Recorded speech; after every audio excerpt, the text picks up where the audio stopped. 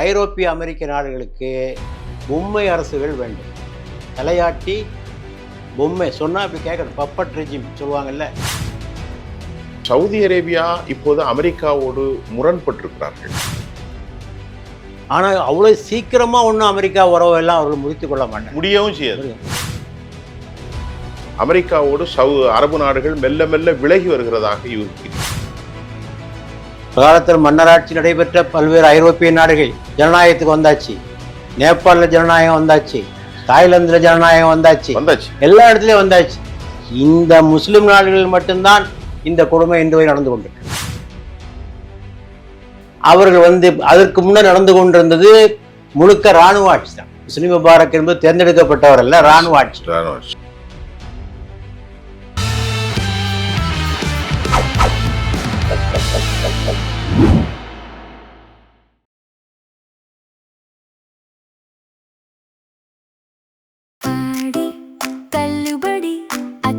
பேரும் அல்லம்படி 6 முதல் 60% வரை ஆடி தள்ளுபடியுடன் சூப்பர் சரவணா ஸ்டோர்ஸ், சென்னை, மதுரை, கோவை. நேயர்களே, இன்றைக்கு டாக்டர் KVS ஹபீப் முகமது அவர்களோடு பேச போகிறோம். தற்போது பல விஷயங்களை, இந்த ஈரான் அமெரிக்க போரை குறித்து நான் உங்களுக்கு பேசிக்கொண்டே தான் இருக்கிறேன். தற்போது அரபு நாடுகளுடைய சில விவகாரங்களை அவரோடு பேச போகிறோம். ஒரு குறைவான காணொலியாக இருந்தாலும் உலகத் தமிழர்களுக்கு இது பலனளிக்கும். நிகழ்ச்சியினுடைய அவர்களை நான் வரவேற்கிறேன். சார் வாங்க. சார், இப்போ ஒரு மிக முக்கியமான கேள்வி, அரபுகள் எப்படி சார், நீங்கள் ஆரம்பத்தில் நேற்று பேசிய ஒரு காணொலியில் சொன்னீர்கள், மன்னராட்சி முறைக்கு, சர்வாதிகார முறைக்கு ஜனநாயகமே இஸ்லாம் என்று. இது எப்படி அரபு நாடுகளில் மன்னராட்சி முறை எப்படி வந்தது? நான் கேட்கிறது எனக்கு ஒரு டவுட். நபிகள் நாயகம் அவர்கள் போதித்த வரலாற்றை எல்லாம் நேற்றைய காணொலி நீங்கள் தெளிவாக சொன்னீர்கள். ஆனால் இந்த மன்னராட்சி முறை பரவி விரவி இருக்கிறது. சவுதி அரேபியா, யுனைடெட் அரபு எமிரேட்ஸ், கத்தர், பஹ்ரைன், குவைத், இப்படி எல்லா இடங்களிலும் மன்னராட்சி முறை தான் இருக்கிறது. இது எங்கிருந்து வந்தது சார்? எப்படி பார்க்குறீங்க? இது இன்று நேற்று ஏற்பட்டதல்ல. நபிகள் நாயகனுடைய இறப்புக்கு பிறகு 60 ஆண்டுகளிலேயே தோன்றிவிட்டது. நபிகள் இறப்புக்கு 60 ஆண்டுகள். 4 கலீஃபாக்கள் ஜனநாயக முறையில் மக்களால் தேர்ந்தெடுக்கப்பட்டவர்கள். அலி 4வது கலீஃபா அவர்கள் அலி ரலியல்லாஹு அன்ஹு, நபிகள் நாயகத்துடைய அவருடைய மருமகன். அவருக்கு பிறகு பொறுப்பேற்பவர் முஆவியா ரலியல்லாஹு அன்ஹு. அவர் அலி அவருடைய காலத்தில் சிரியாவில் ஒரு கவர்னராக நியமிக்கப்பட்டிருந்தார். முஆவியா கவர்னராக நியமிக்கப்பட்டவர் தன்னை கலீஃபா என்று அறிவித்துக் கொண்டார் சிரியாவில். சரி, அதற்கு பிறகு தன் மகன் யசீதை கலீஃபாவாக ஆக்கினார். அப்போதே பாரம்பரிய ஆட்சி வந்துவிட்டு அதை எதிர்த்து தான் இமாம் ஹுசைன் அவர்கள் போராடினார்கள். இமாம் ஹுசைன்ங்கிறது அலி அவருடைய மகன். 2 பேர் ஹசன் ஹுசைன் அவர்களுக்கு எதிராக கர்பலா என்ற இடத்தில் போராடி உயிரே விட்டார். அவர் அந்த எசீத் இடத்திலே சொன்ன ஒரே கோரிக்கை இதுதான், நீ கலீஃபா பதவியை திறந்து விட்டு வழக்கம் போல் எப்படி இஸ்லாமிய நாட்டில் இருந்ததோ அது போன்ற ஜனநாயகத்துக்கு நீ போய்விடு. நான் உன்னோடு சண்டையிடவில்லை, திரும்பி போய்விடுகிறேன். சமாதானம் பேசினார். போய்விடுகிறேன். எனக்கு நீ அவர் அதை ஏற்றுக்கொள்ள தயாராக 2 பேருக்கும் சண்டை. இவரை ஆதரிப்பதாக வாக்கு கொடுத்த அத்தனை பேரும் காலை வாரி விட்டார்கள். ஹுசைன் கூஃபா நகரத்தில் இருந்த மக்கள் தான் சொன்னது, ஹுசைன் அவர்களே படையெடுத்து வாங்க, கூஃபா வாங்க, நாங்கள் உங்களுக்கு ஆதரவு தரோம், நம்ம எசீதை முறியடிச்சிடலாம். ஆனால் அவர் இங்கே வந்த உடனே காலை வாரி விட்டான் அவ்வளோ பேர். அது இன்றைக்கும் கூட முஸ்லீம் உலகத்தில் எங்கள் ஊரில் எல்லாம் அவன் கூஃபா கூட்டண்டா அப்படிமா. அப்படியா? காலவாரி விடுற கூட்டத்துக்கு, துரோகம் பண்ணுற கூட்டத்துக்கு பேர் கிராம மக்கள் மத்தியில் இன்னைக்கும் எங்கள் ஊரில் இருக்குது, இப்பவும் இருக்குது. உங்களுக்கு எந்த ஊர்? இன்னைக்கு காயல்பட்டம். அந்த ஊரில் துரோகிகளுக்கு பேர் என்ன? ஆமாம், கூஃபா. அவன் கூஃபா கூட்டத்தை சேர்ந்தவன்டா அப்படிம்பாங்க. உங்களுக்கு சொந்த ஊர் காயல்பட்டம். அந்த ஊரிலே கூஃபா கூட்டம் என்றால் துரோகிகள் கூட்டத்துக்கு கூஃபா கூட்டம் தான் பேர். ட்ரைட்டர். ஆமாம். ஏன்னா அப்போ கடைசியாக அவருடைய குடும்பத்தார் மட்டும் 72 பேர். யாருடைய குடும்பம்? ஹுசைனுடைய குடும்பம். தான் தோற்கப் போகிறோம் என்பது தெரியும்.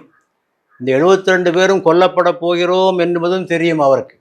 தெரிந்தும் இந்த மன்னராட்சி இஸ்லாத்தில் புகுந்துவிடக் கூடாது, மன்னராட்சியினுடைய கேடுகளை நன்றாக உணர்ந்திருந்த அவர் யசீதுக்கு எதிராக போராடி தன் உயிரை நீத்தார். சார், இது கொஞ்சம் குறுக்கிடுற மன்னிக்கணும்.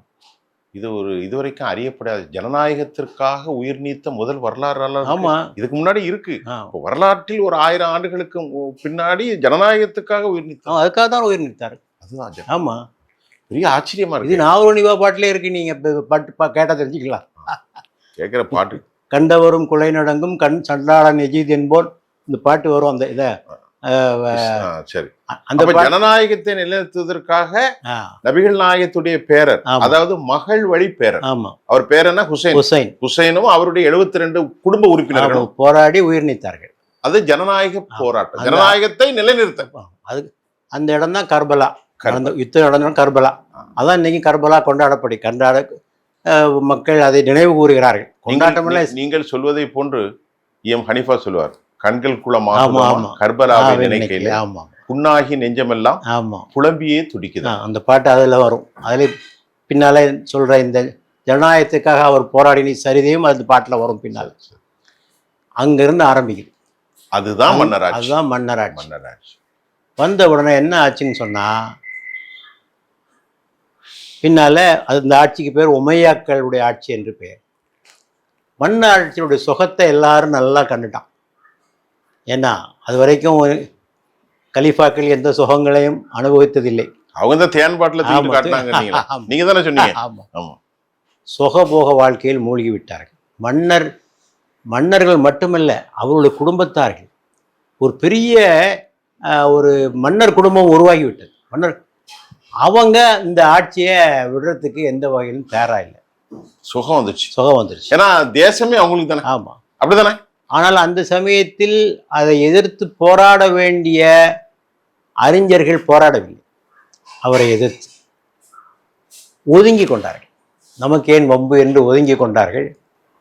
சிலர் சூஃபி தத்துவத்தில் நம்பிக்கையுடையவர்கள், நம்ம உள்ளத்தை தூய்மைப்படுத்தி நம்ம போக்கில் போய்கிறோம், நம்மளை நாம் காப்பாற்றிக் கொள்வோம், நம்முடைய ஆத்மா சொர்க்கத்துக்கு போனா போதும், இவங்களெல்லாம் போராடி நம்முடைய உழைப்பை இழக்க வேண்டியது தேவையில்லைன்னு அவங்களும் எல்லாரும் மௌனமாயிட்டாங்க. அப்போ அவங்களோட ஆட்சி அது அப்படியே உமையாக்களுடைய ஆட்சி. அவருடைய காலத்துக்கு பிறகு அப்பாசிய கலீஃபாக்களுடைய ஆட்சி. அது அந்த ஆரம்பிச்சது இன்றைக்கு வரை. இன்றைக்கு சவுதியில இருக்கிறாங்கன்னா, நீங்க சொன்ன நேயர்களுக்காக சொல்றேன், நபிகள் நாயகம் அவர்களுடைய மரணத்திற்கு பிறகு 60 ஆண்டுகளில் ஆரம்பித்தது. ஆமா. அப்போ ஆரம்பிச்ச மன்னராட்சி இன்றும் முடிவுக்கு வரவில்லை. ஆமா, சரி.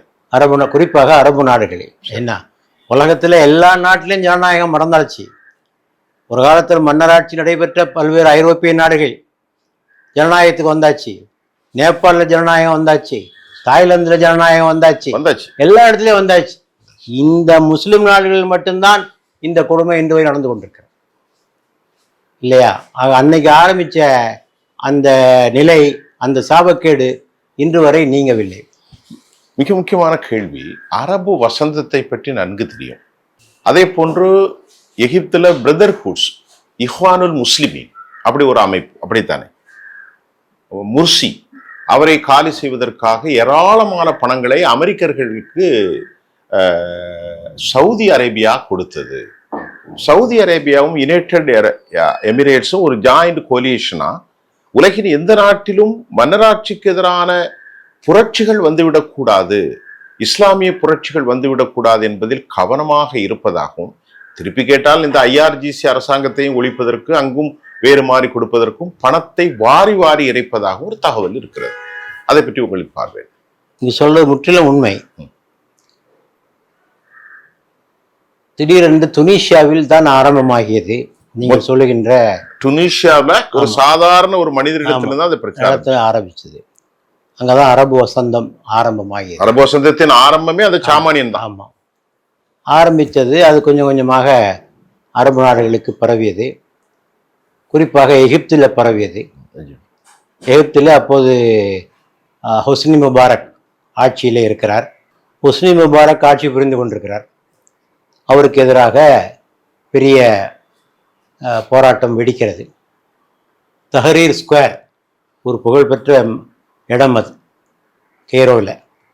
அங்கே எல்லா மக்கள் கூடி ஆர்ப்பாட்டம் நடத்தி அவரை பதவியிலிருந்து இறக்கி கடைசியாக தேர்தல் நடத்துவதற்கு ஒப்புக்கொள்கிறார். தேர்தலில் எல்லா கட்சிகளும் போட்டியிடுகின்றன. அங்கே பிரபலமான கட்சி அந்த முஸ்லீம் பிரதர்ஹுட் தான், இஸ்லாமிய சகோதரத்துவம்.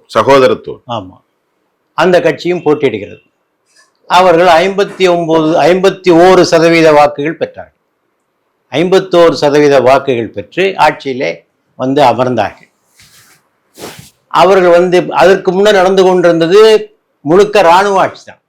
முஸ்லிம் முபாரக் என்பது தேர்ந்தெடுக்கப்பட்டவர் அல்ல, இராணுவ ஆட்சி. ஒப்புக்காக ஒரு தேர்தல் நடைபெறும், அவர்தான் ஜெயிப்பார்.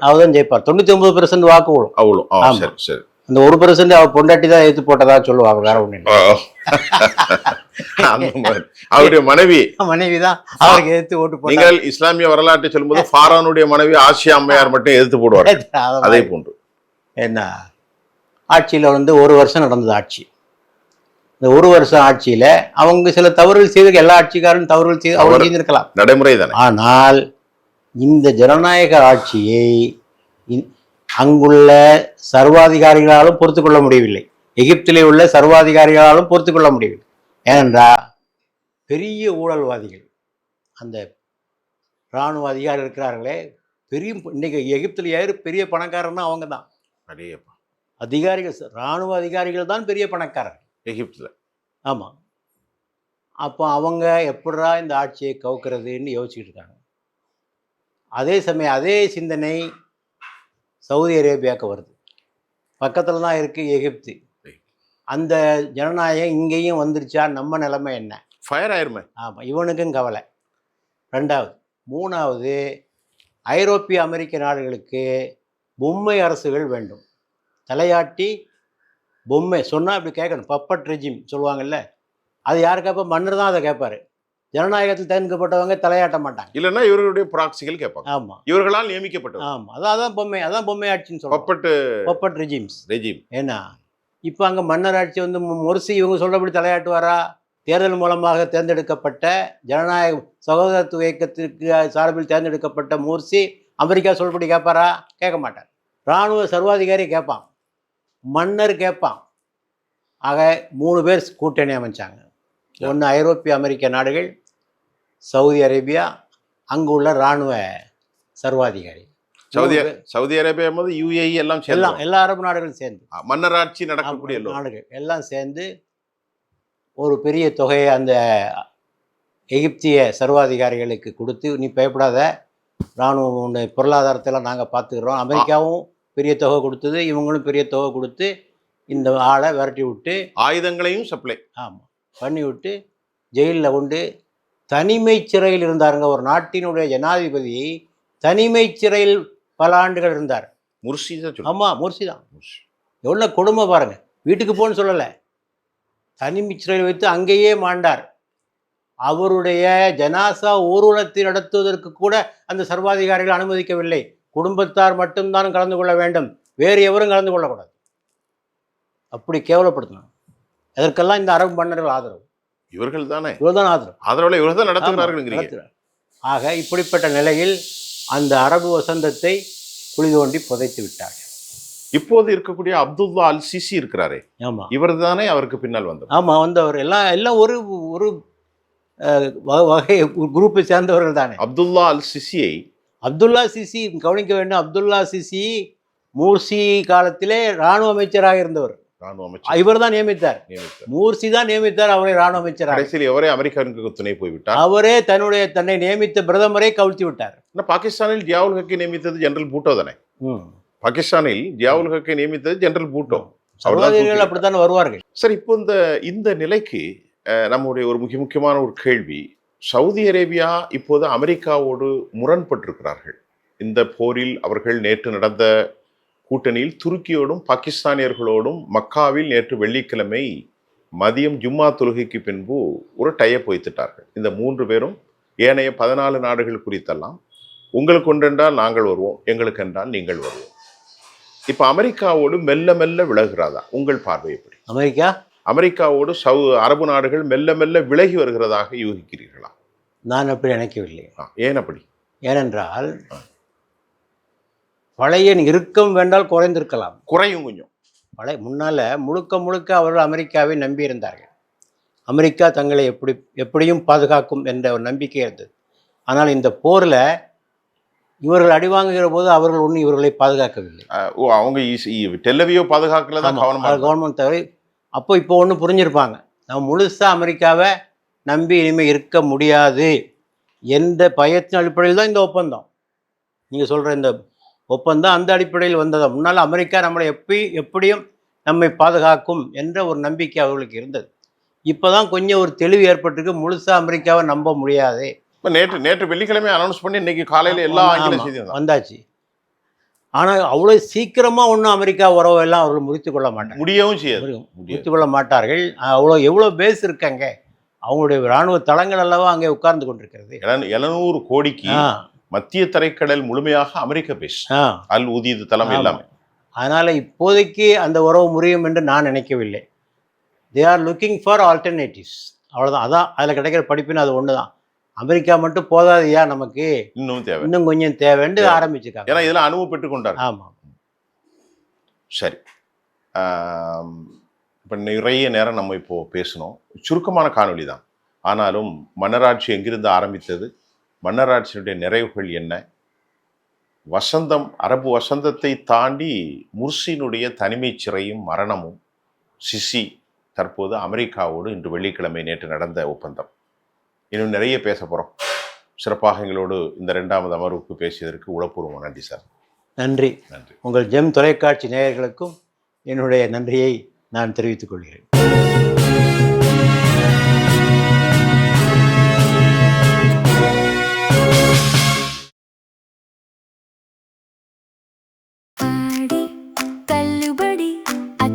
பேரும் அல்லும்படி 6 முதல் 60% வரை ஆடி தள்ளுபடியுடன் சூப்பர் சரவணா ஸ்டோர்ஸ், சென்னை, மதுரை, கோவை.